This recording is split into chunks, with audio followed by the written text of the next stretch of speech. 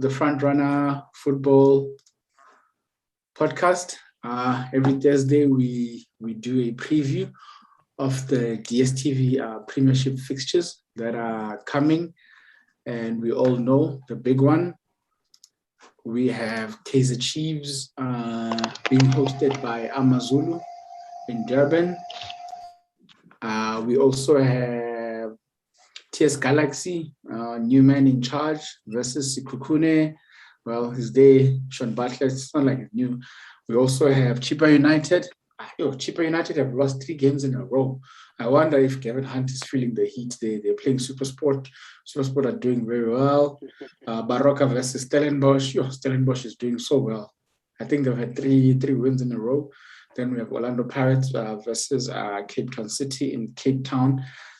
Cape Town City could be tired from all the traveling and playing in the MTN 8. Then on Sunday, we have 3rd of October, we have Royal AM versus Maritzburg. It's almost like a derby in Durban. Then we have Golden Arrows versus Maromo Gallants. Yeah, I'm not sure about CM Arrows. And then we have high-flying Mamelodi Sundowns, who will be playing against Solos FC, with lots of changing in the coaching department. Let's get to it. I'm going to start with you, Obinna. Anyway, let's welcome Coach Ian Gorowa. We haven't seen him in a while. Coach Ian Gorowa, welcome. Okay, we need to unmute you. Coach, are you unmuted?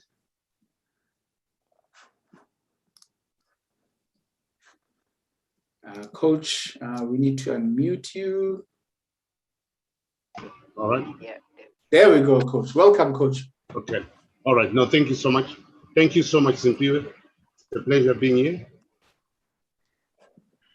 That is Coach Ian Gorowa, former Mamelodi Sundowns head coach, also at Ajax and with Moroka Swallows, before this new Swallows.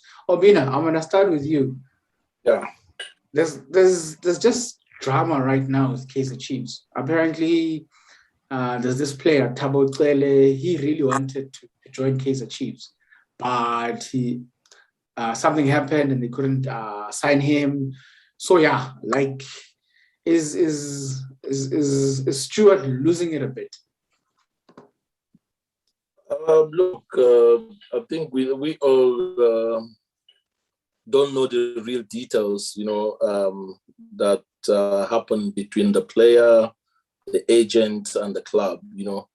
At the moment, maybe the problem might be from the agents, and that's mostly where problems of negotiation comes in when a top player like Thabo has been playing outside the country, wants to come back, and they demand a huge sum and all these things. And maybe the club have already placed him on a certain category where they say, no, this is what they can do.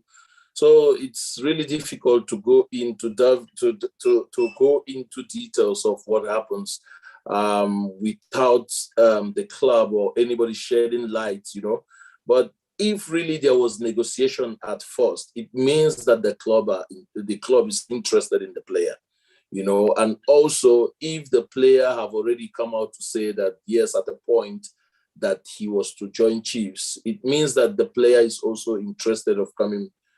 Playing for Chiefs. So what happens to make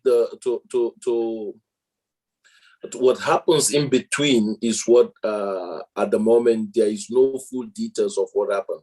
So we just only heard the same way you're saying. So it's just what we heard. So I'll just leave it the way it is until maybe we see maybe the next window that is open in January. Maybe Kaizer Chiefs will be able to wrap up the deal. I can assure you, Obinna, it won't be wrapped up because the boy is in Poland now. He signed a deal in Poland. I don't think Kaizer Chiefs will buy him now when they could have had him for free. but Poland is not a big league to say. I think South Africa can compare themselves to Poland, in terms of payment-wise and everything. So if the boy is interested of coming back to South Africa, I think South Africa, team like Kaizer Chiefs has every capability to buy out his contract or anything, except Kaizer Chiefs. I haven't seen them for long being a team that is buying players. So maybe that will be the obstacle. But then in terms of matching the contract he's earning in Poland, I believe Kaizer Chiefs can match the contract. So with all the injuries that are happening at Kaizer Chiefs, in hindsight, Stuart Baxter should have brought in more players, and Thabo was available for free. So. Yeah, Thabo brings in a lot of experience coming from the European-based side. He spent a lot of time overseas. He left when he was still young. I'm aware of him. I've been following him also. 29 appearances for his club, 2 goals. A good person. He's got good personality, good technique. He's one of those guys that reminds you in terms of the pillars of South Africa, in terms of how we play. The show me your number, the playmaker that every supporter Chiefs really need right now to bring back the flair, to be intimidative in terms of the patterns of play and the way how Chiefs has always been, because it's been a team with flair. So coming to the squad that is being added by Mr. Stuart Baxter, I think is falling short in terms of trying to identify players that will be a good fit into the squad. The players that is got that currently is not the player that has been using them according to their strength, but is trying to fashion new systems, and it's not working at this particular moment. Should he at least try and work around the strength and the weaknesses of those players, we could fashion something with this Kaizer Chiefs. At this point, it looks like it's panic buttons all over, trying to get a system, also trying to get the dressing room to be in sync with your philosophy. It's a difficult thing. The coaches here can attest to that. Once you start losing that dressing room, even the smallest draws and losses, they count a lot. But in a way, when you start picking up and getting a result, it's easy for you to always implement the stuff that you want. But I think the first principle is he must try and get the winning formula and the way how he wants his team to play. He must forget when he was here, because those players are no longer at Kaizer Chiefs now. There's a new bunch of players that are here now. He needs to work around those players. All those players that are there, they are technically gifted, good players, workaholics. He just needs to fine-tune them and get the minutes into their game. Coach Ian, let me unmute you again. Coach Ian, what have you made of Kaizer Chiefs so far this season under Stuart Baxter? Yeah, I think you talk of creativity, and Kaizer Chiefs has got lots of that. As much as we can cry that they're not winning games, they're creating a lot of chances for them to win games. The issue with Kaizer Chiefs is probably at the back, with probably the number 4 position, which I always call the shield, and that is the issue. The role which was left by Katanga, they never got a replacement for that. As much as they can say whatever they can say, they really miss it. Yes, it's gone, but they really miss him. There's a hole which needs to be filled. Once they have that, no. Cole Alexander is not the replacement. No, he's not the grinder. He doesn't grind. He doesn't protect the back four, which Katsande did that extremely well. So they should have looked for someone who is in the mode of Katsande to do that as well. And they haven't. Paul is not like that. Paul is also a flair player.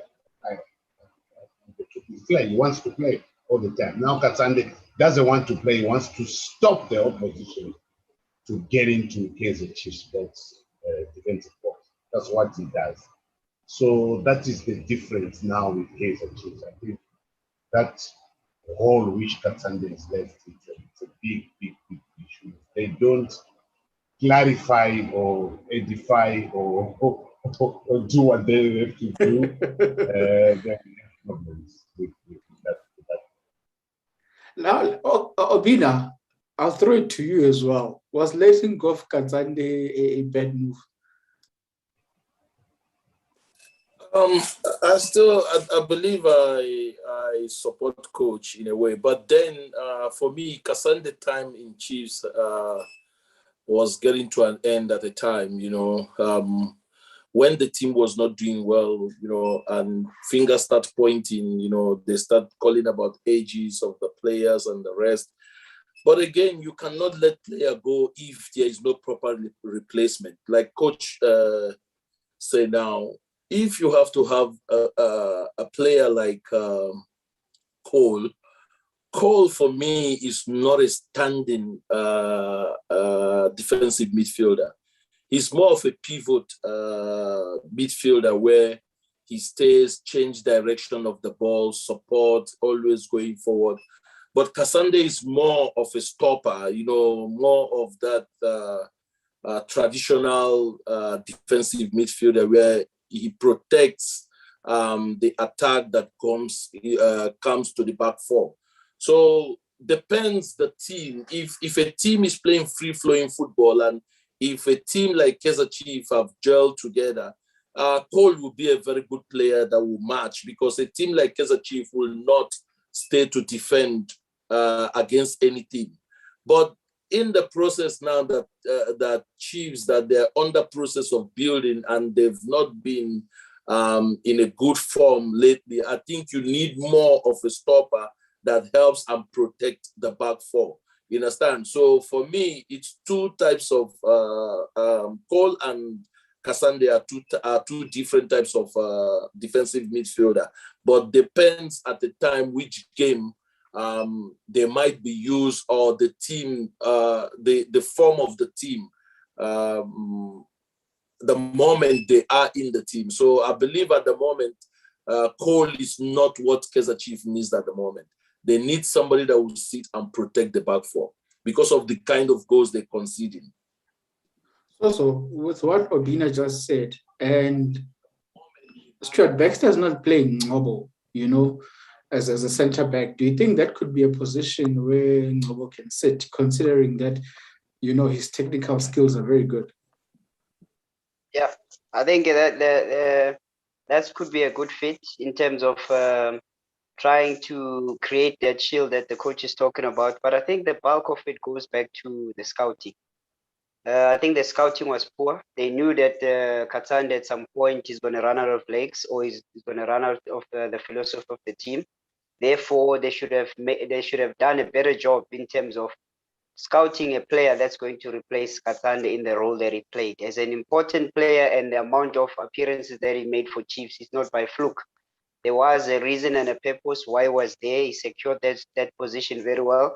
I think it goes back to scouting. Should they have done a better job prior to replace the players that are in those positions, which is what they're struggling with right now. Should they fix that? They have a Ngobo, who is a multifunctional player who can also play on that position.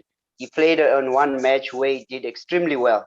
And also when he's placed at the back to be the defensive pairing with Matoho or Cardoso, also applies himself very well. He's a ball player and he's a player that understands the principle of when to attack, when not to attack, or does he need to sit. When he's given that role, he masters that role to perfection. So if they cannot field him in a position where he's going to be playing center back, let them try to play him to guide or be the screener behind the two defenders behind him. I think he will do a better job. Thanks also. Coach Ian, what have you made of Kaizer Chiefs centre-back pairing? They've received a lot of criticism. I'm talking about Matoho and Cardoso. Do you share the same sentiments with regards to the criticism that they received? Yeah, absolutely. But as I'm saying again, where is the front man who is supposed to protect Cardoso and Matoho? So that is where the issue is. Sometimes we can go and expose the center backs and say, listen, they're not doing a good job, but they need protection. and that is the key. That is the key problem. The key problem is the number 4. They need someone to protect the centre backs. That's why they are being exposed so much. So as much as Kaizer Chiefs, we can complain, but you know, football, you really have to defend first before you can score goals. And that is not happening in Kaizer Chiefs. They are not defending. They're not doing that. And more so, the men in front of the centre backs who is supposed to protect the centre backs is no more. That's a hole. It's already a hole. If I'm playing Kaizer Chiefs, I'll go put a number 10 in that hole because there's no one who's going to pick me up. There's no one who's going to protect the backfield. So that's the issue. And you're a coach. You know, you've coached at the highest level. When you bring in 2 centre backs and you don't even start any, what could be the reason? That's a coach's decision. Probably he feels maybe they don't understand each other. It's 2 centre backs. Maybe he needs to find a combination of who and who. And I think he's got a lot of centre backs at this episode. We've got Ramasho there who is not playing, he's not even on the bench, doesn't even play. I don't know what is happening with him. He should try and build a lot of combination 2 centre backs, because centre backs, you have to understand each other. It's like two strikers as well. The 2 centre backs are key. And the West with the goalkeeping era as well. What is happening with the goalkeeper? There are a lot of changes in Kaizer Chiefs. There's no stability at the moment, and that could be the issue. Whoever is playing maybe is not comfortable enough. So I think it's a bit of a mess, and they are lucky, if I can say that, watching Kaizer Chiefs. If they are not going to be dropped, they are very lucky, because it's easy to play with Kaizer Chiefs right now and pick up 3 points. So, but Stuart Baxter, I respect him as a coach. I don't know whether he has set up the team very well. My understanding, he was there pre-season, and I think from Kaizer Chiefs management, maybe they should have given a chance to Zwane and Dylan Shepherd, and wait and see if they cannot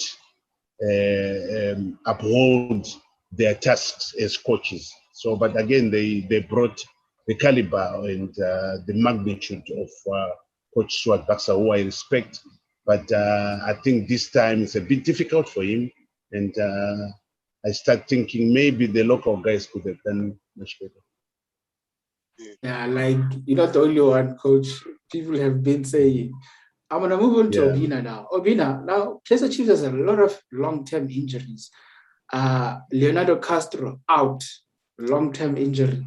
Ngezana, Dumisani Zuma, Samir Nurkovic, Patsuchezo Nange, and Kaogelo Sukhota. How will that impact them?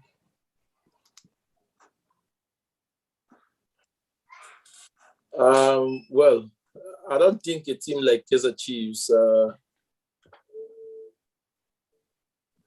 with the kind of quality of players and the quantity of players they have, they should complain.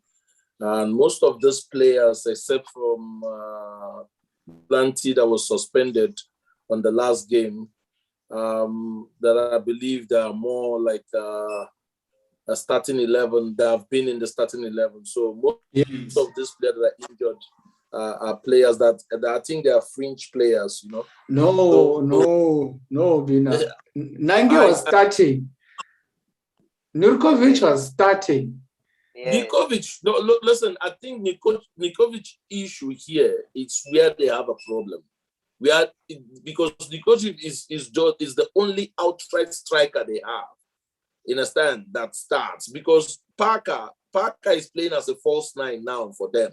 He's not playing as an outright striker. So now with that, that's what I'm saying. But Dumisani has not been starting for long, and most of the players.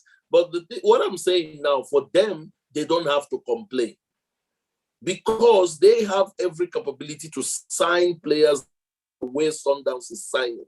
And if they could play in the Champions League, if they understand the capability of the team called Kaizer Chiefs, if the people running the team understand what they're running, then I believe they wouldn't have been complaining. But yes, because Kaizer Chiefs now we can hold everything as an excuse because they're in the process of building. Look, sometimes to me with Baxter at the moment, I think Baxter came at the wrong time. Also, it will also be a good time for him to build the team back to where the team belongs, because this team has been going through crisis of no results, changes of coaches, players, cutting of players up and down. Most of the players has lost confidence in the team. Kaizer Chiefs has not, I think they've lost the identity of the Kaizer Chiefs I met when I came to this country.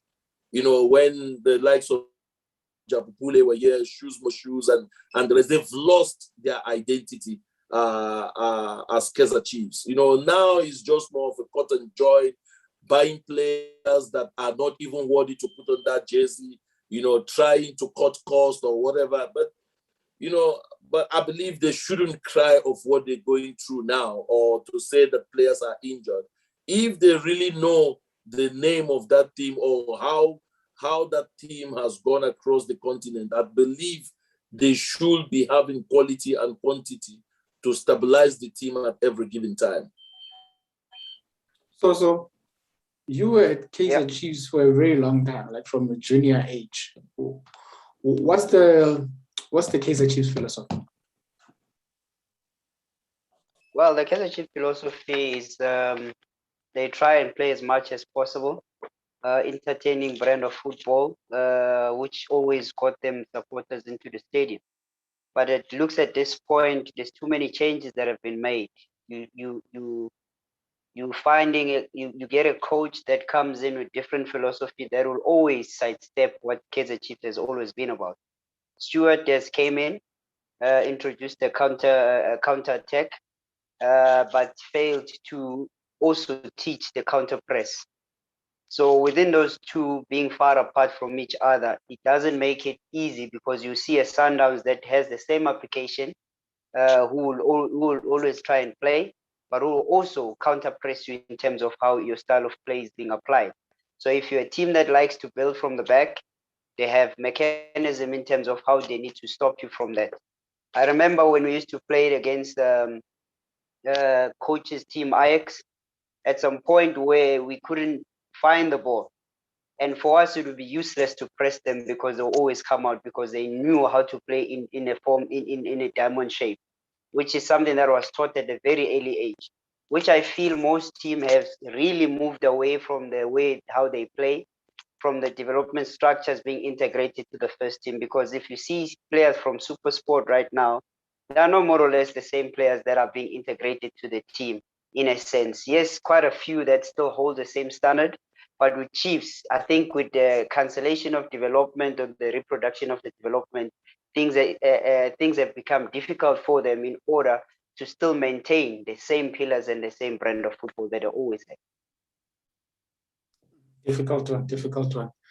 Coach Ian, there's a question on YouTube here. PSL Insights asks, can Jabulo Blom fill in that number 4 position you mentioned to protect the defenders? Yeah, I think it's Kotso who mentioned earlier on that the scouting department at Kaizer Chiefs, they really need to pull up their sources and identify players for the team. I'll give you an example right now. I don't want to compare teams, but we have to do that because we're talking South African football. Sundowns right now, they're the best. I was chief scout at Sundowns, and the systems which are there allow Sundowns to go and scout players for Sundowns, players who fit in their system. And when they buy, normally, I'm not saying they buy right, but I think 90% are good buyers in terms of the system which they're using, how they play, how they want to go forward. In Kaizer Chiefs, if you look at the number of players Kaizer Chiefs have got, they have not played well. You look at Kama Billiard, for example. Kama isn't fit in, and I thought maybe when Kama does play according to his skills and everything, maybe Kaizer Chiefs will do well. But Kama hasn't fit one leg in Kaizer Chiefs, and that could be the problem. They got Keegan Dolly, who is coming. Again, I think he's failing again to fit in the system. So I think as much as we can say that Kaizer Chiefs really need to identify players who fit their brand, players who fit in their system, how they go forward. Now, the question you asked me about Bloom, to say, can he fit in? It all depends. I'm sure the coach, if he wants to identify him, I'm a big Arsenal fan, and you could see now Arsenal is coming because the coach has identified the weaknesses of the team and try and rectify that. I hope Stuart Baxter does the same. Now, my issue, I'll say this again, as much as we want the foreign coaches to come and coach Stuart Baxter, we need this experience. But I think the local coaches will do a better job. And I think maybe Zwane and Dylan Shepherd should be able to be given a chance. I don't know. I'm not saying Stuart Baxter. I've got so much respect for him, but it looks like he's not getting the ball rolling with Kaizer Chiefs. This is Kaizer Chiefs we're talking about, the biggest team in South Africa. But if you play them now, you can pick up points whatsoever. So I don't think it's the right thing for Kaizer Chiefs. I'm sure they should be looking at themselves to say, where are we getting it wrong? If the coach has to get involved, coach, identify the players, send your scouts to identify players who will do a job for you. So I think I don't care who says what. It's down to the coach. Strong. Obinna, Kaizer Chiefs are currently sitting in 13th position.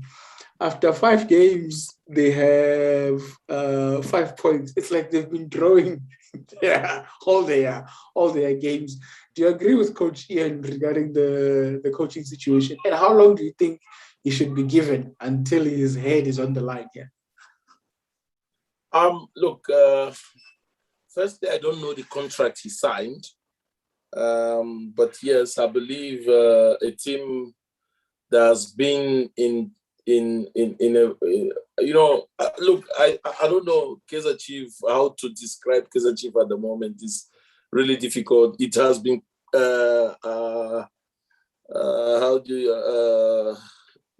it's been messy though. You don't have words.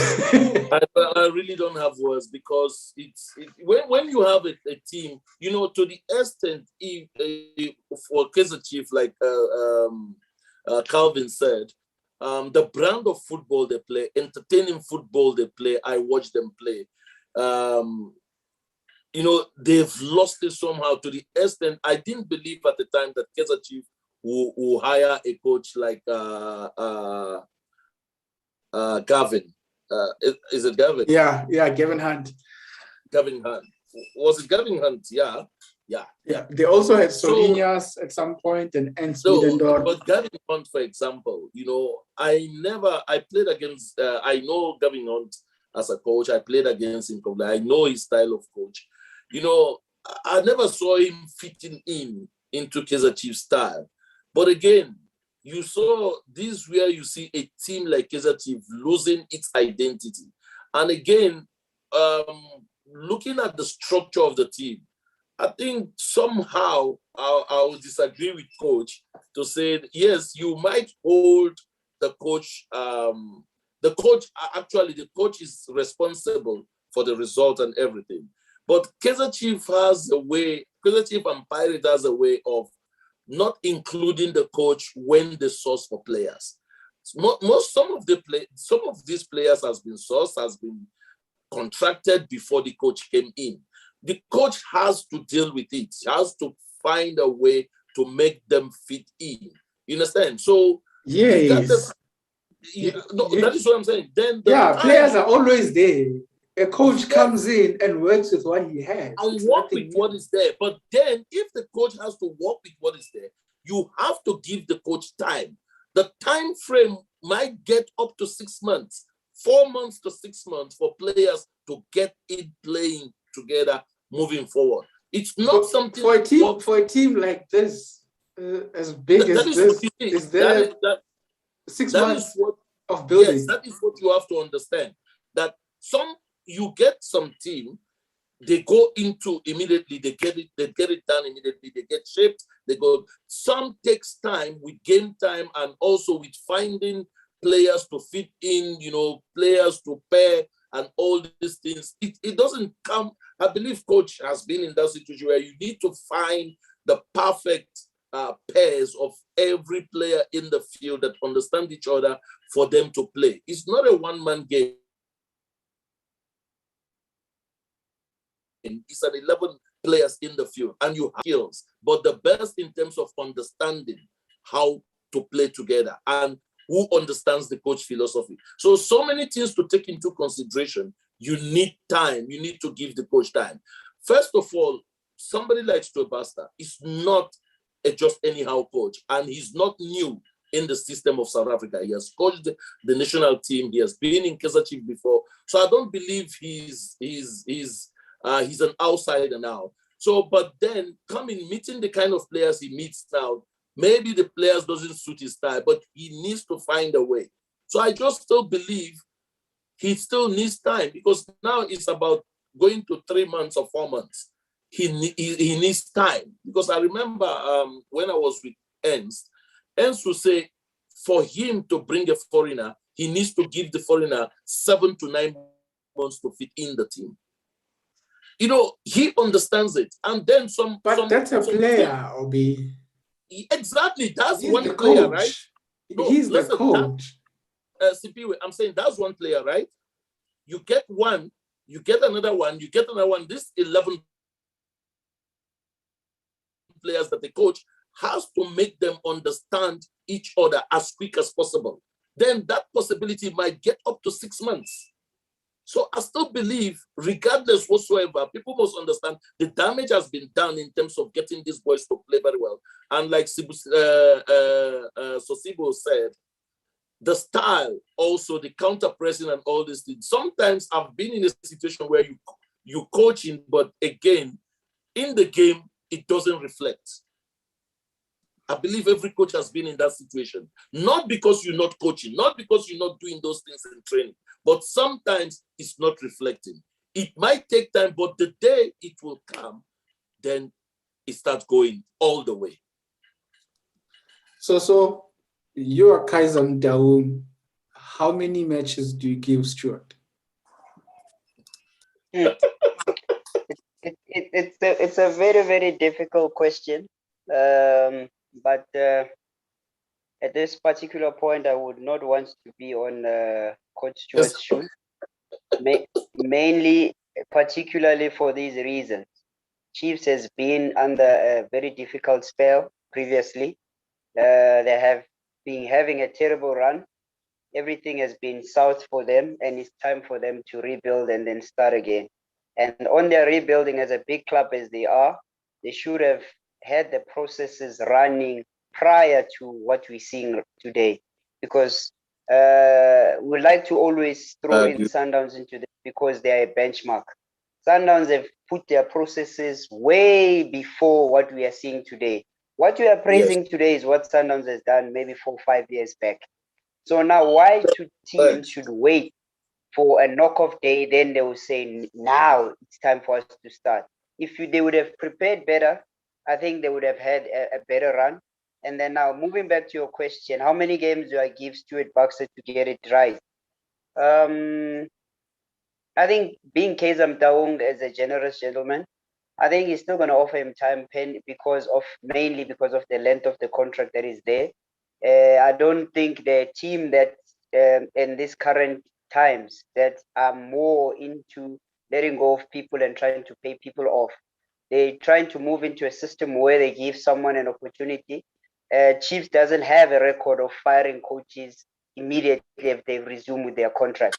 So I think they're still going to give him some time to maybe try in different philosophy also with the impact of the injuries as well. But it's up to him because now it's no longer about the coach, but it's no longer about the team management. It's about you as a coach and your reputation. So where you coming from and where you are right now, what results are you producing? So again, I will still echo the same sentiment with Coach Ian, whereby a good fit was going to be Dylan Shepherd and also with Arthur Zwane. Why? Because Arthur Zwane now understood the team much better than Stewie, because that was one of the statements that Stewart made, that some of the players that are there, he does not know them. So then why not continue with the coaches that are there that understand the South African football? They took Chiefs to the final, and then he came into the final. Yes, I know it was behind the scenes, but the bulk of the work was done by Arthur Zwane and Darren Bartley. So I think credit also needs to go to them. As Kaizer Chiefs, it's hard to tell, but I think as a man that he is, he will still stick to his gun and give him some time to polish the team. Coach Ian, you were in situations where you were under pressure. Yeah. You want to say something? You're itching. Yeah, I'm itching to say something. Let's hear it. You know, we're talking about building, and it looks like Kaizer Chiefs have been building for too long. So what building? I don't know, but I think we must show, if you are building, sometimes you see an improvement and say, listen, we are building. But at the moment, I don't think they're building. They should destroy that team and start fresh all over and say, listen, we are not expecting any cups. We are not expecting to be in the top 8. We are going to fight relegation because we are building. Now, that's a fact. But coach, on this aspect, I believe that's also where the team is, the process the team is at the moment. But you see, a team like Kaizer Chiefs will not come out and tell its supporters that they have to fight relegation. But again, they have to. They have to, so that supporters don't have expectation. The issue is, remember, it's a big team. If you tell your supporters, listen, don't expect anything. If we are in the final, like what they did last season, to go into the final of CAF, that's a remarkable achievement. A remarkable achievement to go. But everybody knows that it was just a fluke for them to get to that final. Everybody knows. No, besides the fluke, but it was good. It was Arthur's one and Dylan. It was not a fluke. They deserve it. Yeah, true. Actually, they deserve it because they worked for it in training. I agree. Yes. Yeah, and then they went to the final. Yes, expectations from the supporters. Don't tell them, supporters, hey, we are going to fight relegation. Please support us. That's all you have to say. Beg them. Please support us. We need to fight the relegation. Support us. We are building. That's okay. Now, don't tell us. I'm listening to the coach. Now, don't tell us that we are going to win top 8. We are going to do the stop. Wait. With all your players, wait. So I think it's okay for even management to tell their supporters that this is our story, we are trying to build, and maybe they can join hands with the coach to say, coach will support you as much as you ask a question superior to say, if you are Kaizer Chiefs, if you are Kaizer Mutaung, how long would you give the coach? I'll stick with the coach and say, coach, do whatever you do to help build the team. So I don't expect anything from you. If you are number 13 end of season, well done. We did not get relegated because you are building. I don't think Kaizer Chiefs will want to hear that. So now, Coach, let me stay with you here, Ian. How do you destroy? What does destroy mean to rebuild? What do you do in that process? Okay, I'm gonna say this bluntly. I think the scouting department has to come. Who is Kaizer Chiefs scouting department?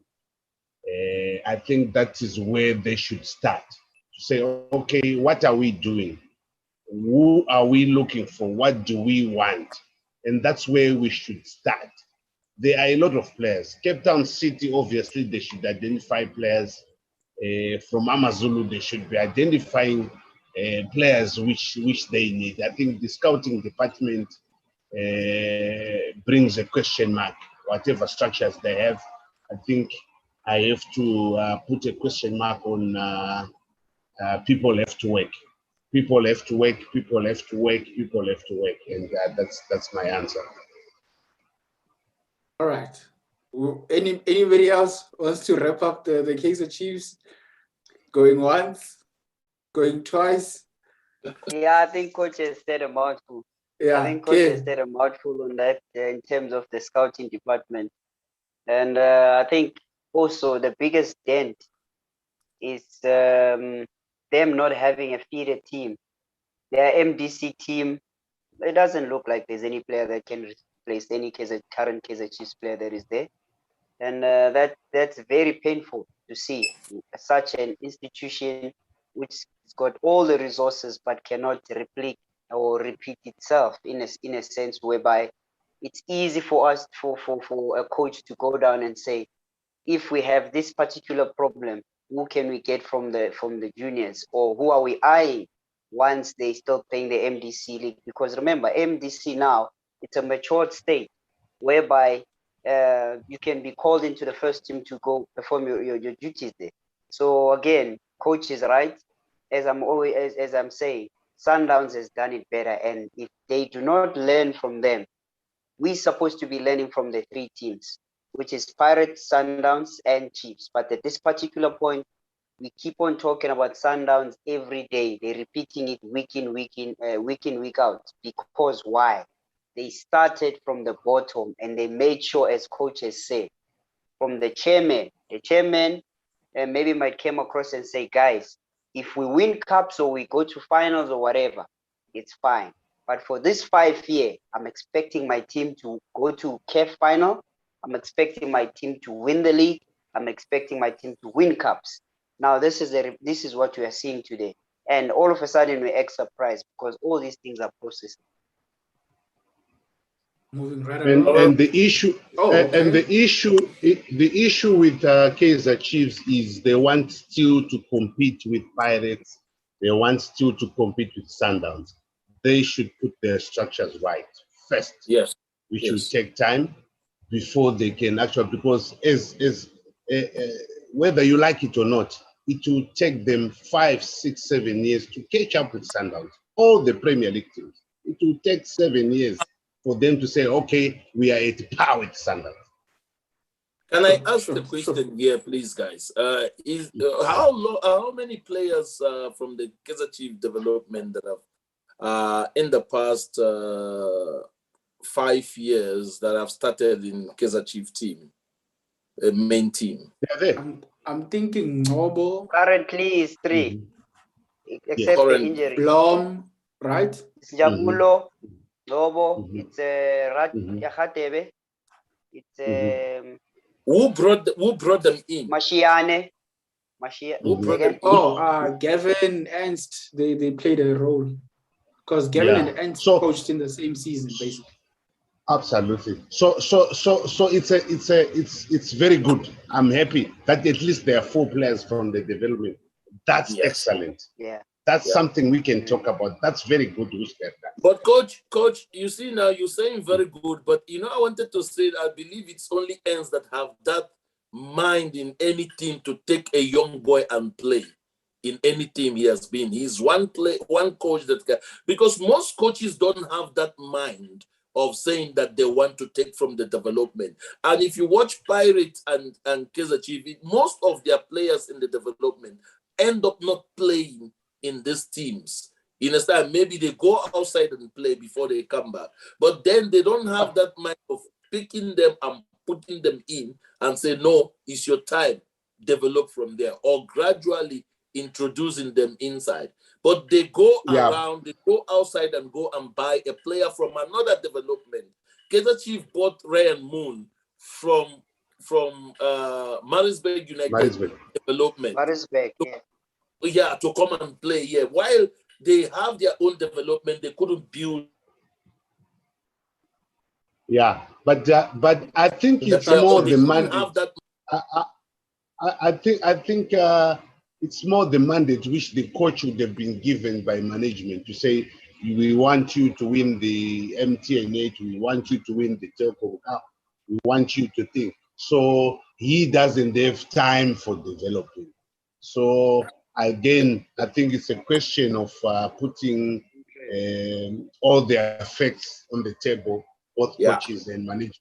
Say, yes, as much as we want you to do well in these cups, we want you to do well in the league.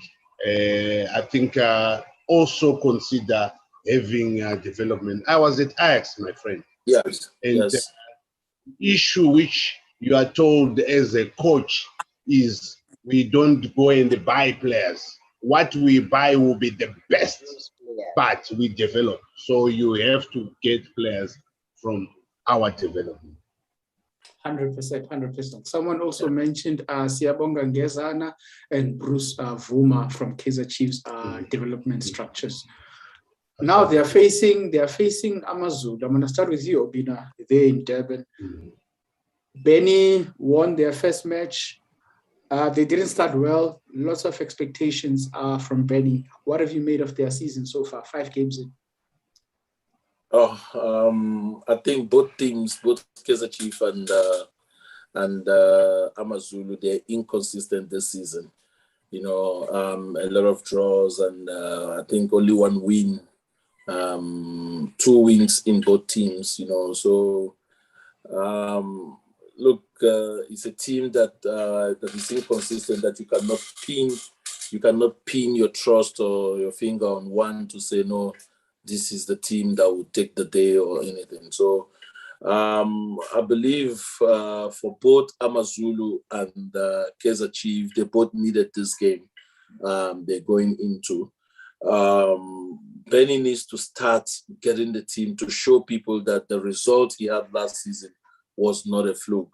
And also with Bastard, regardless with time that we saying they should give time or he needed time, Kaizer Chiefs is a team that at every time they have one of the highest supporters in this league. So they need to win at all time, at all costs. However you have to produce a win for the supporters. So it's dicey, you know, and, you know, both games between them, I believe Kaizer Chiefs has upper hand on AmaZulu because they've won 15 out of 21 in their meetings.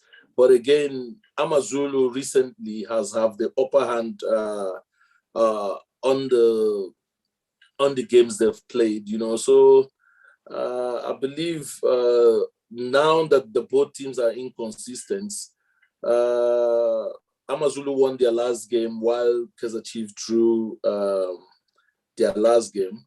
So the confidence is going towards the AmaZulu side. So I believe it will be a game that both teams will use in order to restore part of their dignity, you know, and also to show that what they can do going forward in the season. Because if it goes Kaizer Chiefs' way, then it's a very big morale booster for the players and also for the coach, and also to reduce the pressure. If it goes AmaZulu way, it's also a morale booster for the players and also for the coach going forward into their continental games. So I believe The game is something that I cannot point to tell you this is what is going to happen because both teams are inconsistent. So I just believe one team will take the day. So pound for pound, which team has the better squad between Kaizer Chiefs and AmaZulu? Pound for pound, which team has a better squad? Position for position. I think particularly Chiefs still takes this one. But when we talk about personality, that way it changes. Right? So when you're looking at personalities aspect, I think this is where AmaZulu will come out tops. Yes, you are rightfully so. 3 draws, 1 win, 1 loss. Motivation booster. Also seeing the likes of Nduli back in the squad is a great boost for Benny. And players to watch also is the Maduna, Bongintulu Sitebe. So when you come back to your question, pound for pound, I think it will go to personality and effort at the end of the day, application of tactics, discipline, and also the game atmosphere would be that Benny would want to get an edge over Chiefs. He would want to win this match. But one of the weaknesses at this particular point, I think if Chiefs can really utilize that is the defense. I think in most times, Benny is trying to build from the back. 1 or 2 times he gets caught, and the errors that we see, they become schoolboy areas. Because if it's not well oiled in terms of how you rebuild and start at the back, you need to have a formula that is fitting for you to have numerical superiority on your build-up. So if you do not have that numerical superiority on your build-up, I know Mota can restart play, but their wingers, are they engaged? Their fullbacks, are they really engaged in opening up teams or drawing teams to come closer to them? Because you need to understand why you're starting with the build-up. It's either you want spaces behind defense, or it's for ball orientation, or it's for you to suck a team to one side to move them to another side. So it's breaking down their attacks. And up front, having the point of reference with Nduli, in the way they use the system where Nduli now seems to be drifting much wider to allow Sitebe to come through the mid, to cut through the middle and come in for those late runs in the box. And as Obinna has said, I think one of the most important aspects is them also getting a number 9 that will help them in this African competition, because playing with the false 9 is not going to work, as they're going to be facing TP Mazembe, knowing very well that it's going to be a very, very, very strong game for them. So they should apply themselves properly, and also their game plan needs to be on par. So pound for pound, Chiefs is actually the better team at this time, only if coaches field players according to the position that they need to. Coach Ian, what have you made of Benny's AmaZulu? Yeah, I think Benny has done well. Obviously, he did not start well, but if you look at the graph, he is rising. Look at the graph, he is rising. So versus Kaizer Chiefs, I think it's going to be a tough game. But Kaizer Chiefs, on one hand, do not have the confidence right now. And AmaZulu are rising. And especially this game, like what I mentioned, the number 4 position in Kaizer Chiefs, Stebe will be using that role. I think Benny has already done that in terms of identifying the weaknesses of Kaizer Chiefs, which is the defense of Kaizer Chiefs. The back 4 are not being protected, and I'm sure Stebe will be trying to use those holes which are lacking at Kaizer Chiefs. So yeah, as much as it's a tough game, but I don't think it's any tough. If I was AmaZulu, I think AmaZulu will win this easily. So, Coach, quick prediction. How do you see it? I think 2-1 to AmaZulu. Oh, wow. Okay. Low confidence. Obinna? Also, I go with 2-1 against Kaizer Chiefs. Kaizer Chiefs. So 1-0 Chiefs. through and through, Kaizer Chiefs. Staying with you, so Cape Town City will play Orlando Pirates. I'm not sure how you've made of Orlando Pirates so far, so. I think Orlando Pirates needs to go through a thorough fix also. Talking about the number 4 position also, I think with Pirates, they're having the same sickness. If they do not heal that, Pirates looks good on paper, but we should remember that the field is played on green grass. So that number 4 needs to be looked at also in Pirates, trying to protect those 2 center backs, which is Jele and Tajwayo. I think once that number 4 takes place, it's going to make a lot of difference for them going forward. Playing against a city that is lethal, that is sharp. You saw over the weekend how they thrashed Morocco Swallows and their way of how they play. I played against Eric Tinkler. Eric Tinkler is a more direct coach, works with more energy, always wants the balls to be played forward, believes in a lot of crosses. And we have seen that Pirates has been failing in dealing with the wing play because you find most of their players are almost engaged into higher offensive position and their recovery is very poor. So moving into when you're going to be playing against a Cape Town City that's got the likes of your Nodadas, your Lakay, your Rulani, you expect lots of creativity, a lot of energy, a lot of movement, which is going to be difficult for Pirates to deal with if they do not also sort out that screener that sits in front of that back 4. It's going to be a little bit of a problem, or all they need to do is maybe try and congest the game a little bit because City is going to play more direct football. Obinna, City has been traveling a lot, and they've been playing a lot. They just played the MTN 8 semi-final against Swallows FC. Could that have an impact? Every minute counts in this game we play, so, but depends on the coach, how he periodizes the players, and his time with the players, so we're on season. It's not time that they have to train much. It's just to always keep them fresh. The players has to be fresh at all times. They've done their preseason, they've prepared properly. The training in season will be just to keep them fresh. Reminder of tactical issues and also correction. So the traveling, I don't think is much to compare them not winning games. So.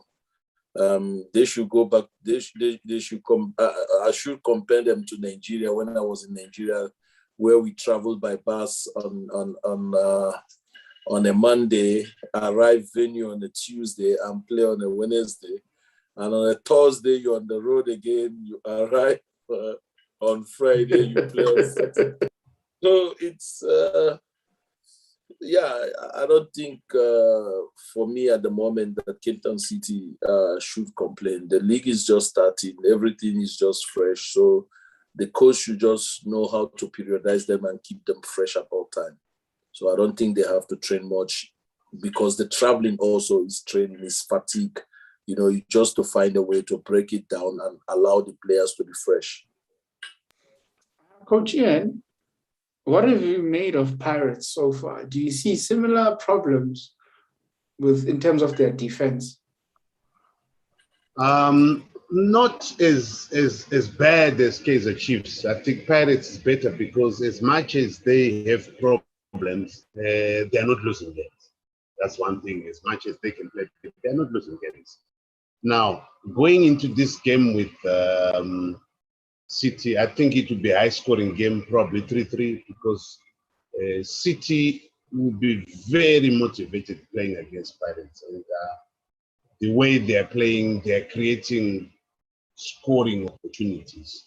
And Pirates, if they can rectify their defensive problem, I think it's going to be a high-scoring game. I'm predicting a draw, 3-3, very entertaining game from both teams. I think Pirates, as much as they're having problems, I think they can look at themselves and say, listen, we can improve on this. We can do this, we can do that. Because they got the players. They got what they have. I think they also need to rectify the number 4 problem. There seems to be a number 4 problem, a big hole on in front of the back line. So that's where they really need to rectify. So yeah, I think it could be a very interesting game. All right. So prediction there? Yeah, a high-scoring game. I think it will go to probably like 3-2 or so, as I've seen the fighting spirit of City coming back from a goal or a goal down. They're a team that looks to create a lot of chances also, yes, as the coach has mentioned.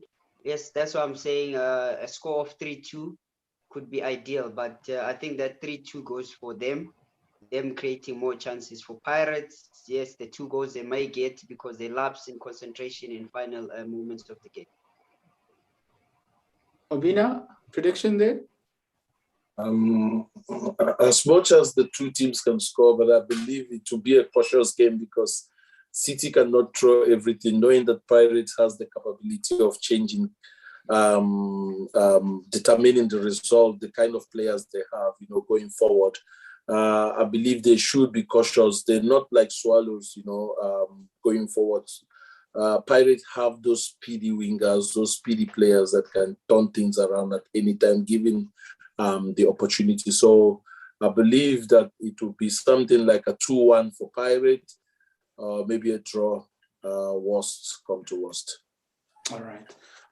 Coach Ian, your former teams, Mamelodi Sundowns and Swallows. Now let's start with Swallows. There's been issues with regards to the coaches. The coach was placed on special leave. I don't know what that means. Now they're out of the MTN 8. Like the acting head coach in a post-match press conference yesterday, he said the players didn't take instructions. Like they were hammered 4-0. Like in hindsight, Swallows should have let the coach do his job and maybe wait for the FIFA break to give him a break. Yeah, absolutely. I think I was taken aback by Swallows management in the way they handled the case. Yes, the coach lost games, but if you look at it last season, he did very well. I think he lost only 2 games or 3 games, if I'm not mistaken. And now all of a sudden, he's a bad coach. We are putting him under suspension. I was really not very impressed with what management did. I thought they should give the coach enough time. He's a good coach, and I think they have to deal with it, management. I don't know what's the issue with the coach. I think they must deal with it. And the best for Swallows is to bring the coach back and talk with him and expect him to do well. So I hope the coach is going to come back. You see, the issue is they got an assistant coach and they talked highly about him. And all of a sudden they give him a chance and he hasn't won 1 game. So sometimes it's good as a coach to want to coach a team, but take your time, learn the ropes. He need the experience for the Premier League. He's a good coach, but he must take his time. If I were him, I would have said no. There is the coach. I wouldn't have allowed him to, as the assistant to lead. So, are you saying Simo Jaja shouldn't have said I'll take over while the coach is away? No. Oh wow. No. Don't get involved. He's assistant to Brendan. You should stick with Brendan. Brendan is the head coach. Please allow Brendan to lead, because look at what happened. The players, you were saying they were, you had the pre-match. Yeah, the post, yes, the players post. the players did not take instructions. How can they take instructions from me? You're only an assistant. See? So players do that. Yes, until he is the right coach. For now, he is not the right coach. Let the coach deal with it. And if the team says, coach, you are not doing well, go. Then he takes over. Now from them, they're not too sure who is the coach. They're not too sure. If I was a player, I would say, listen, who is the coach now? Who is the coach? So there's a lot of confusion. There is a lot of confusion within the team, yes, which is affecting the team. There's a lot of confusion.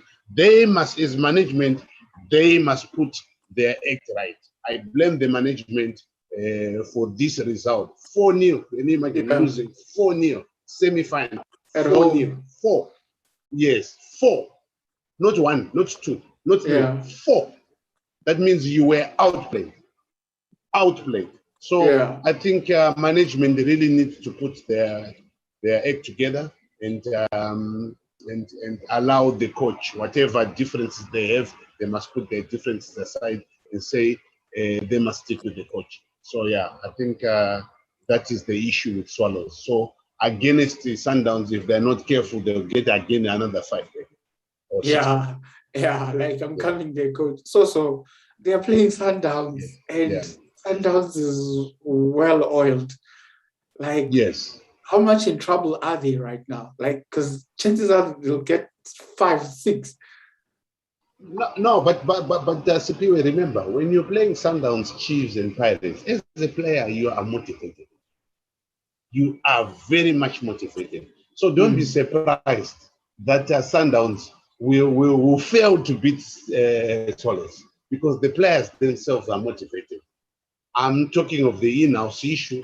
The in-house issue is another thing, but players are motivated playing the so-called big teams. So yeah, it could be. Don't be surprised. Don't be surprised. So coming to you, Swallows is facing, unstoppable Sundowns right now. Personally, like, no team has enough motivation to beat Sundowns. Yeah, very true. As much as Sundowns are motivated, and as much as the team that's going to play against Sundowns is going to try and stop them, I think that's going to be a suicide call for them to try and stop the Sundowns. The Sundowns is well oiled. The Sundowns is going for everything. I think everything that they've touched during the preseason is coming into fruition, and we all can bear witness to that. With the Swallows case, I think if they can work in terms of the boardroom issues, because I think it's showing too much now on the field. They started with a draw, now it's 4-0 on the semi-final. It's a big message to an opposition that they're going to play against. And Sundowns, knowing them, they would have done their homework by now and know that those internal affairs, and also with the coach coming out, making such statements on the media in terms of players not taking instruction. And one of the things that when we started off air with Obinna was, when a coach speaks, it's never a point where you need to speak about your players, because your players at the end of the day are the players that you need them to perform for you. So why would you say such a thing today? You might have said maybe we got the tactics wrong. At the end of the day, City were stronger than us and they outplayed us. Then rather to say these players are not taking instructions. What if it was you who changed something that they've learned through last year with Truter, and then you come in at the last hour and then you want to apply the new philosophy? It's not easy. A philosophy is something that takes time, and it needs patience and also players to be integrated, because players do not learn the same. Some take time, some are quick to grab into it. As much as some are technically sound, some are tactically sound. So there's a difference between the two. So if a coach comes in and then says such, he's breaking his own spine by wanting the same players to perform for him. Because on the first one, on the first post-match, the draw was he was quoted saying, I'm going to try new things. Yeah, I was trying new things. No, there's no need to try new things. As the coach rightly said, I myself, if I were a coach, I would never want to take a team that already is in session of the league, whether it mid game or whatever. No, you allow the coach that was there to continue up until maybe the next transfer. To brave coaches with good personality and a good players that you may have, it's easy for you to take such a team. That's why you'll find some of the coaches that are always, when Cheaper is at the bottom, they know who to call. But when Cheaper is up, they will never call you. So that becomes you distinguish those two. Obinna, coach and assistant coach is a bond which is solidified by loyalty and trust. What now between Truta and Simo? Okay. From Simo's interview, you got to understand that Simo was not there to assist Trotter. I believe Simo was there to take over from Trotter. And again, the team was not ready to let Trotter leave. That's why they put him on a 2-game suspension. That's my assumption. So they want to try Simo to see how the 2 games goes.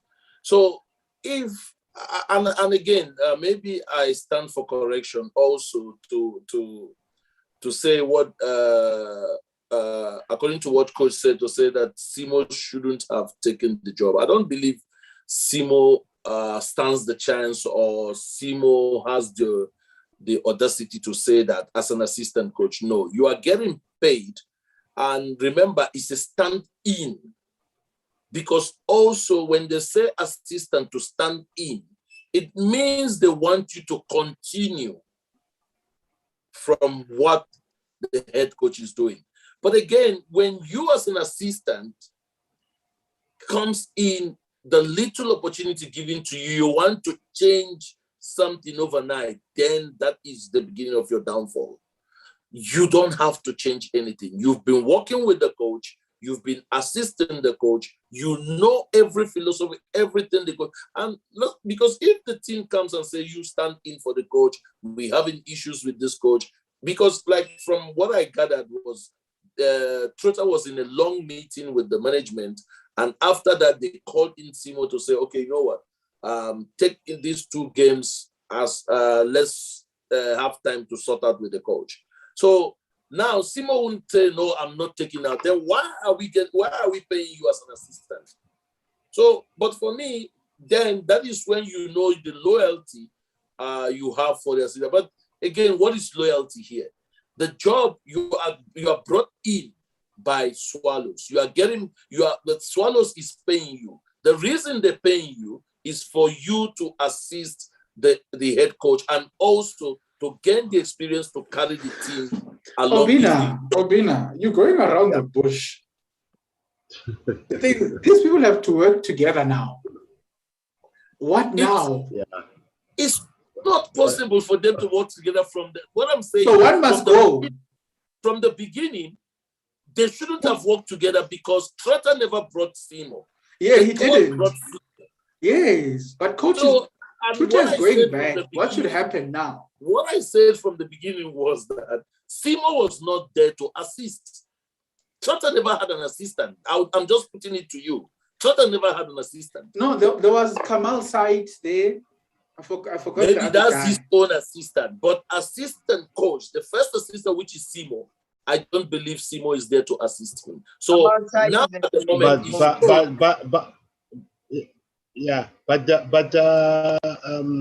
Obinna, I think what Swallows did by bringing in the assistant coach was wrong. And the assistant coach also should have been clever.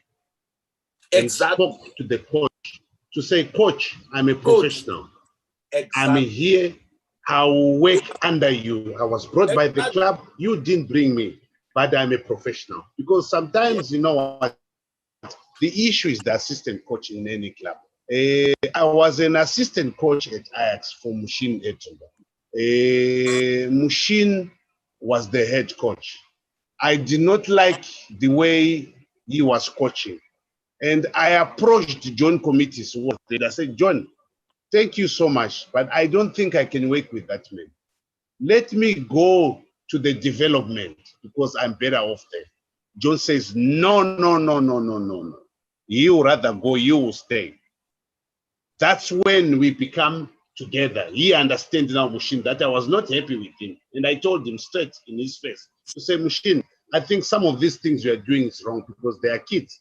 But he says he just wanted to see them, which was fine. But the fact which I'm saying is, as an assistant coach, you must be very professional because you are the man who holds between the coach and the management and the players as well. That's it. That as an assistant coach, it's a very, very, very key.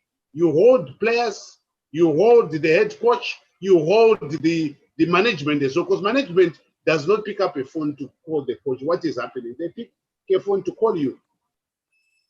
So whatever you say to the management, they remember. It's very, very, very dangerous. So you have to be a professional man to say, I'm here for the team. We are working for the team. Let's go, coach. So I think, remember, this head coach will come back. What will happen? He comes back. Yeah, he's coming back. He's coming back. Is he gonna? Yes, coming back. But the fact is that he's not the one that employed Simo. He does not have the right to fire. No, so that is where no, he's not. We get it. No, we get it. But we're talking of relationship, my friend. Yes, as an assistant coach. I see you every day. Like there is no more relationship between them. Okay. So Simo must go. He must be let go. No, you must be professional. You know what I'm saying? You must be professional. Simo must be very professional in the way he handled these things. Number one, you guys mentioned it. He said players did not take instructions. Are you telling me the next time he is on the bench again, the players will listen to him? Again, you see, he has to probably be professional enough to understand the players and say, listen, what say, listen, maybe the Cape Town team was better than 19. Finish. Exactly. You don't blame anyone. But you see, all that is out the window because he said it. I'm saying Monday, when they go back to training, when Truta comes back, what now? Yeah. Well, I think on my side, I think for me, what Simo needs to do, he needs to sit down with Truta, talk to him and say, look, coach, based on emotions and the results that were not favorable, I think I've crossed the line. I would like to humbly apologize for me going at you through the media instead of talking to you about the game, because now we are having a structure that is being broken down by two, and now players are starting to realize that this is a new man and we trust the tutor. And the relationship with tutor. Yes, sir. So Simo, example, let it be me, the head coach. You are apologizing. Look, we all. I'm sorry, I messed up. All I'm saying here is that I believe we have Ian here as a coach, and by the special grace of God, I'm also a coach at the moment, coaching, and you also coming up as a coach. Let's take it example. Me, I know the kind of person I am now, and this issue happened, and you come now, start apologizing to me. You know the first question I will ask you? What? If you would have won the game, from the statement you made, do you know what your statement would have been? You are not accepting his apology. I think I'm not. You are not accepting his apology. The man is apologizing to you. Your apology is unacceptable because the fact is that you have shown me straight that you have not been working for me. So regardless whatever you come and apologize, I've seen that you're not working because what you said. But Obinna, the story. Remember, Obinna, the story is not. I don't know if you guys remember that. He said, regardless that he's an assistant working with Trotter, he has his own way of doing things. We spoke about crossing the line. Obinna, you must learn to forgive. You must learn to forgive. But I also think management played their role. They must have said something to Simo. Yes. That he felt empowered. But that's what I'm saying to say, as an assistant coach, you must be smart enough to understand, because remember, you're going to be head coach. You're going to be head coach. At some point. You have to understand that no. Management is doing this. I must be able to deal with this. You must be smart. An assistant coach must be the smartest of them all. The smartest technical member of the team is the assistant coach. He has to be very smart. Yes, sir. Okay. Right, Coach Ian. Can I just want to address Obinna with something? And Obinna is aware of this, and I'm just scared now.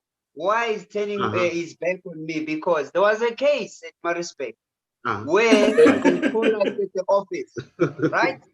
They will call us at the office and say, Obinna said this about the coach. What do you think?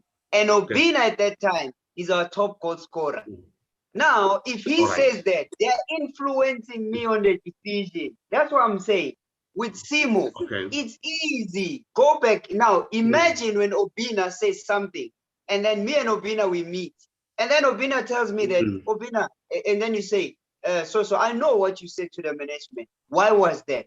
Yes. Now, I have to come back to him now and explain, Obinna, listen, these people are cornering me and asking me this type of question, but I'm saying, Simo crossed the line by going to the media and basically... Exactly. This is not the issue of the management interviewing him. It's him going out of his own free will to say what is in his mind. But remember, the guy is offering an apology to the head coach. That's where it must end. That's where it must end. We are trying to say... He's offering an apology. We are trying to say, Obinna, tomorrow, you and I are going to the field. Yeah, I'm coming, I'm saying, I realize I'm human enough to understand this. As coaches that are being trained on how to handle interviews, I know that I was not supposed to say that. So I go back to him and then I'll talk to him personally and address him for peace sake so that we can continue with our working relationship. And you think And you think I will just accept your apology and work with you? Yes, you have to. You have to. You have to, for the sake of the team. For the sake of the team, you have to accept it, and we move forward. Now, I want to say something. I want to say something, Obinna. Okay, let's hear. Obinna, I want to say something. I went. I was doing my coaching license in England, and one of the participants said, what is the role of an assistant coach? Now, the answer what is the role of an assistant coach? The answer, it was one word, not two words, it was one word, is to protect the head coach. That's it. Yeah. That was the answer, to protect the head coach. Finish. You can do anything else, protect the head coach. Yeah. But now you're shooting yourself on the leg. You look, excuse Ian, you are my aide. Yes. You maybe let's take the example. The president has people bodyguard that protecting him, and they came to shoot him, and this guy now went to dodge himself. He didn't come to protect. Yeah. And Blaise Compaoré. Unfortunately, they didn't get him. Then the man will come back and apologize. No, Mr. President, sorry, it was just out of Obinna's not going to forgive, guys. Let's move on. I can see that. I can see that. Obinna's going to take it to the grave. Please, you are the head coach. You must learn to forgive. Learn to forgive. Obinna is still holding Cadonia. Sosibo, the truth between man and God is that I will forgive you. But the fact is that we cannot work together. I can never trust you. It's the truth. It's finished. I can never trust you. The relationship is done. The relationship is gone. Look, the truth is that we can do all the things. We can see and greet. We can have coffee. No. I cannot trust you again. I disagree with you, Simpiwe, to say Simo must resign. No, Simo was brought by the management. Yes. So he cannot resign. That's so how do you expect the head coach to do his job properly when he has someone that's why I said we have to be professional. We might not be close. Yeah, but let's be professional. We need to work together. Let me give a typical example of this coach that was the resident coach of Pirates that went to Chipa one time to work with is it Coach Rulani? Not Rulani. He went to work with Micho. No, not Micho. Didn't go to He's a resident coach. He went to work with, what's this coach again that was coaching Chipa and TS Galaxy? Is it Dan Malasela? Dan Malasela, when he was at Chipa, then they sent this coach from Pirate to go to him to assist him. This guy, he has been in Pirate, has always interfered with coaches. He's a well-known. Oh, it's Rulani. No, it's not him. No, it was Rulani and Den. Remember, Rulani was No, I know. Is it not? What's his name? He went to Lesotho at once. Is that so? Tabosinong. Yeah. Is it Tabosinong? No. He's ex. I think he played for. He's a legend. He's a legend, man. You know him. Is it Tebogo Moloi? Tebogo Moloi.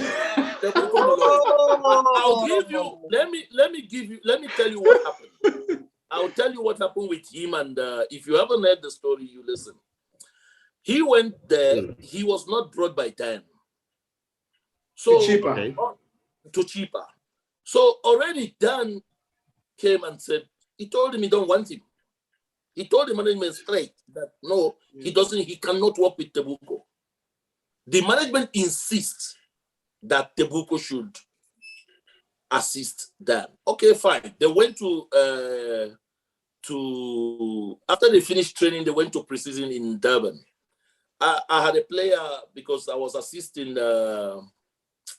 your home guy, coach. I think this Malawian ex in Captain All Stars. Okay, Patrick Mabedi. I was assisting him in Captain All Stars then. So there is one defender from there that moved to Chipa. So the guy was telling me that they will come to training. Dan doesn't allow Tebuko to even set the cone. He sets everything. He does everything. He does his training. He finishes his training. Tebuko will just stand. After the end of the day, Tebuko goes home.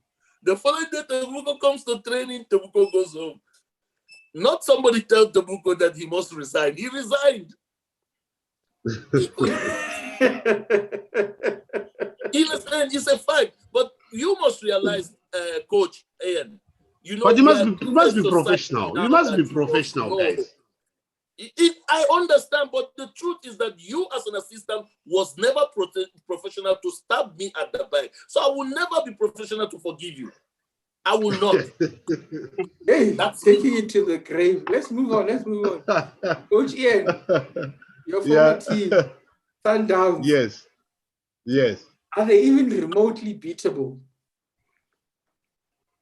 Yeah, I think the structures are well right, and it will take, I've said this, I'll repeat this, I said this once, it will take probably 10 years for any team in South Africa to actually fight with Sundowns, because I'm sure this year they're going to win everything. They're going to win everything because of their structures, and they've done, I must give my hat off to Patrice for the structures he has set up, and they're still continuing. I think it will take some time. Let me be honest, it will take some time to slow Sundowns. So yeah, as much as they are up there, they must not. They must enjoy themselves, because at the moment it looks like the other teams. If you look at probably the next best team at the moment is SuperSport. Can you imagine SuperSport being the next best to Sundowns? So what about Chiefs? Where is Pirates? And Stellenbosch are doing so well. So yeah, I think it will take a long time until teams set up their structures as long as Sundowns, if not more, if they cannot do better. I would like them to do better. But well done to Sundowns for setting up these standards, for setting up these structures, so that everybody can see, everybody can follow what they're doing. Yeah. Now, let's get a quick prediction from you, Coach. Again, Swallows? No, it's 2-0 to Sundowns. Sundowns. Obinna?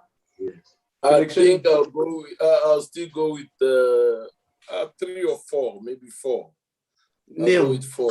Yeah, 4-0. All right. So it's 2-0. 2-0. Yeah, 2-0. Yeah.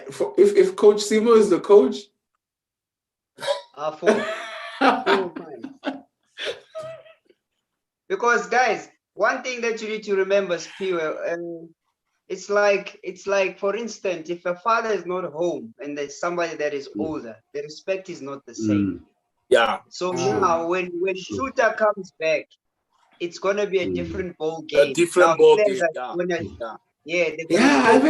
haven't even seen Khamaldeen play, and it's not like he's injured. But guys, there's another thing I forgot to say. These people, the team also, the management of the team, forgot this thing of second season syndrome. You know, when a team like Swallows that's been away from the league comes into the league the first time, they did very well. It's not the second season syndrome means that if you didn't manage it well, that first season, the second season will be very difficult. You go through a difficult time. So maybe to them, they don't understand that not to carry Trotter along. They have to still, because this is the same coach that did everything for them, you know, changed things for them to even finish the season very well last season. So if they should be, like, the second season syndrome should be that they should assist him to understand that the result might tarry somehow. But again, being the coach he is, he's a very good coach. They should support him to know that it will come to pass. So I believe also the management is also failing the coach here. 100%. They failed him. Leadership, they completely failed him. They failed the whole structure, because they're the ones who are supposed to provide good guidance. Because now they're asking Simo to take over. He can't say no. There's bosses. You know what I mean? So they put him in a very, very difficult position. Okay, let's wrap it up. Now, just one quick predictions. Chippa United, SuperSport. So? SuperSport 2. Neil? Chippa might surprise SuperSport. Obinna? Chippa. Cheaper will surprise SuperSport. Trust me. Three losses in a row for Cheaper, eh? You must Yes. watch out that Gavin. I don't think they'll bounce back with Super Sport. I think it's a draw game. It's a 0-0 game. Yeah. TS Galaxy, Sikukune. Galaxy just fired their coach, Coach Ian. They have Sean Butler taking over. Yeah, that's a very big game. I think Sikukune will edge Galaxy. Yeah. Obinna? No. I think Sikukune also has not been doing well lately. Yeah, so draws. I believe with a change, sometimes we change, it comes with a different mentality. So maybe I'm giving it to TS Galaxy this time. Galaxy. Okay, Baroka Stellenbosch. It seems easy with Stellenbosch flying high. So Baroka Stellenbosch. Now because they're playing in Limpopo. Yeah. Playing in Limpopo. So it's a difficult draw. Draw. So. Yeah. I was going to say the same because they are hard to play. Baroka is a hard team to play. Yeah. So I was anticipating a draw also, and also a draw with the TX Galaxy as well. Obinna, Baroka Stellies. I think Baroka will win that game. Okay. Royal AM versus Maritzburg. Obinna, Derby. Royal AM will win. Will go through. Will win. So. Yeah, I also feel that Royal AM will win, considering the fact that the motivation of the 5 million grant. So the players are highly motivated and are well compensated. So they will win. Coach Ian, Royal AM Maritzburg? Yeah, Royal AM will win. Yeah, okay, staying with you, Coach Ian. Arrows versus Marumo Gallants? They're playing at home, Arrows. I think Arrows will win. Yeah. Okay. Arrows will win. Coach Obinna? Honestly, this Marumo Gallants, I don't know who they are. Remember the former TTM or whatever? Yeah, they're in CAF, eh? They're CAF next round. Yeah, but they're not producing that. That is why I give it to Arrows. And besides, didn't they play better against Chiefs in the draw? No, because Chiefs is also... Chiefs is finished. Chiefs is finished. Anyone can beat Chiefs. Everybody is beating Chiefs. Then you go and play draw against Chiefs, you still clapping for yourself. It's sad. They natural. Hey, let's keep quiet. These guys might strike again. So sure. Arrows versus Arrows will take it. Yeah.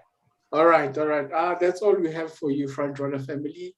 Thank you to Coach Ian, thank you to Coach Obinna, and thank you to Coach Calvin Sosibo. And thank you to everybody today who joined us on live on YouTube. Please don't forget to subscribe so that we can keep giving you this content. Good night, everybody. We need ladies to join. Yes, we need women to come and contribute on the podcast. Yeah, this is everyone's game. This is everyone's game. You never stop this woman till